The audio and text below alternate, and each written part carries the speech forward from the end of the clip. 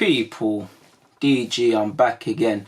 Now, I don't want to say emotions is still raw with Arsenal's form this season or just how Arsenal have been in general this season, specifically the last couple of game weeks, especially in November. I don't want to say emotion isn't still raw is what I meant to say, in the sense that it still feels there's still a lot of talking points to be said. I haven't finished everything I've got to say. I'm pretty sure you haven't either in general about Arsenal, apologies, or just what's been happening this season.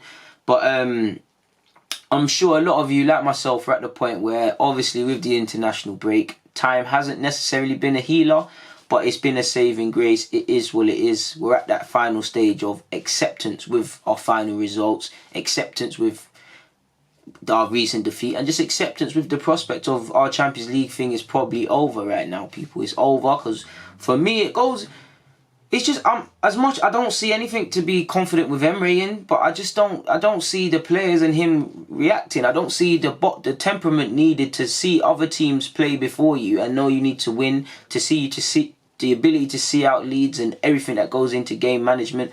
I just don't think we don't look like a team that really wants to do it. Like, do you see what I'm saying? So how can if I don't believe in these, if I think you're missing things, how can I convincingly think you can get top four beyond my want for that as an Arsenal fan?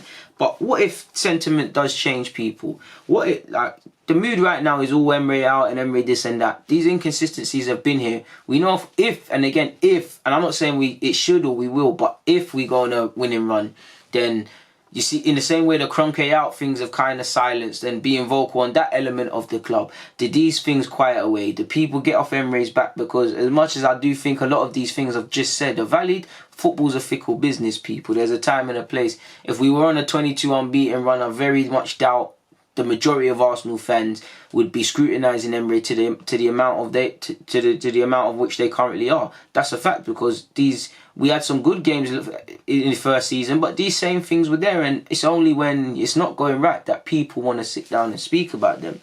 Will it change? I don't believe it would. Our form, I think our form can improve, but I don't think we're going to get top four, because I don't see the required levels of consistency or just galvanisation.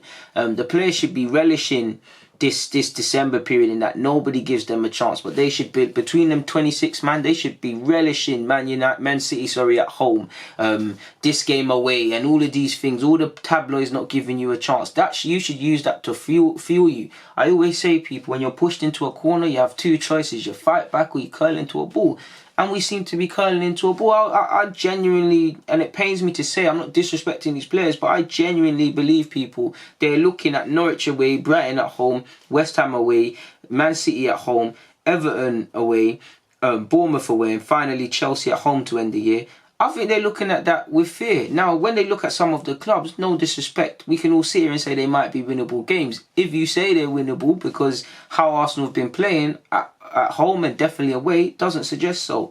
Now, my maths is pretty poor, just about past that GCSE level, people, but I'm pretty sure there's a possibility of, in my head, just based on what I've gone with, that we can potentially drop 10 points. Being wishful, we can get 11 points from 21, dropping 10. Now, that's not the form to get top four, people. And again, my maths could be atrocious. Forgive me. Maths ain't my strong point. But I've tried to kind of but say which games I think we would win, lose, and whatever. But I actually don't think I have got a defeat. Now, again, to be honest, we could lose all of these games, draw all of these games, not get results we want from all of these games, potentially win a couple and make them hard. You know that when we win, like against Villa, make it harder than it needs to be. Norwich away, it's Arsenal away, so you never know. I'm going to back my team. I just think we'll win that. Again, don't shoot the messenger. That's just my fan voice on. My football mind on is saying Arsenal's easy prey away from home, and you should be saying draw or loss. But I'm going to go with a win against Norwich. Now, we've got to respect Norwich. They've pulled off some results this season and they play good football. And their fans, like we've seen against Wolves, like we saw at Leicester, like we saw at Sheffield United, when they make that ground difficult to play and they're being the 12th man, the second win for the players, we have a difficult time dealing with that. And Manchester City, when they played them, had a difficult time dealing with that. So how can Arsenal defenders who are on a regular basis not looking over shoulders or aware of where their defensive partners are going to have a chance? Now, The good thing is Norwich can see goals like us, and they're quite poor defensively, in my humble opinion, despite the fact of them having a number of decent young prospects. Yeah, Brighton at home.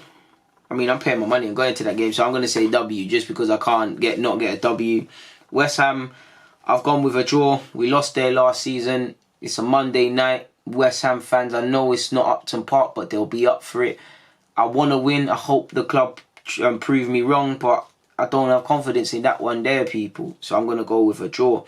Manchester City at home's a free hit, let's be honest. And that game, for me, I'm looking for a reaction in these performance in this run of games, people. Where it happens is different. Manchester City at home's a free hit. Manchester City probably smoke us. I know they've got their question marks this season, but they'll smoke us, people. Man City don't have to be at their best to beat us. We know. So for me, it's all about the credibility in the performance and not losing by cricket scores and not just looking like Mickey Mouse Sunday League. Part-time footballers, full-time fag smokers playing in the FA Cup against a full-time club for the first time ever, people, like you regularly see.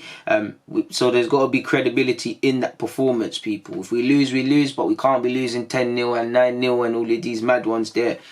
Everton away, I've gone with a draw, people. In my head, I think we win, but something's just telling me put draw. Bournemouth away, they beat United, so I'm going to respect them, but I'm going to say win. They probably will beat us now that I've said that, but we always get away with that. And as for Chelsea, I'm not too sure, man. Whatever I said to me, I didn't even put whether I won, lost or draw, so whatever makes it 21 points. Makes it 11 points. And then obviously, just on the backdrop of this, people, we've got United and Crystal Palace. Palace away, United at home to start the year. So there's no rest for the wicked. Like the players, you either sink or swim. If they really want top four for themselves, or whether they want to do it for the club or themselves, or they want to do whatever, they've got to prove it. Because football, you learn harsh lessons, and there's no time to feel sorry for yourselves. Players got to pull up their skirts, people, because it's real now. It's real now. It's very real, because there's going to be no hiding place at all of these away games. All of these games are going to be tough, people. All of these games are going to be tough. The Premier League fixture list hasn't been kind to us. But whether you want to win leagues, stay in the division, or whatever your objectives is, there comes a point in your fixture list where it's tough. And I've been saying from August, this is the most crucial period we're in. You need to get out of the December period into January. With some credibility, with it looking like, if not necessarily mathematically, with the way you're playing, can you have a serious shout of top four? So yeah, they need to pull away with something respectable. And I mean, if we did, sentiment would change. People would get off Emery's back, and if it did, rightly so. I mean, I still wouldn't believe he's the man to take us forward. But yeah, man, you get where I'm going with it. But it is what it is, because this is a very difficult round of fixtures, and really it makes my stomach turn, people. I'm not even going to lie to you.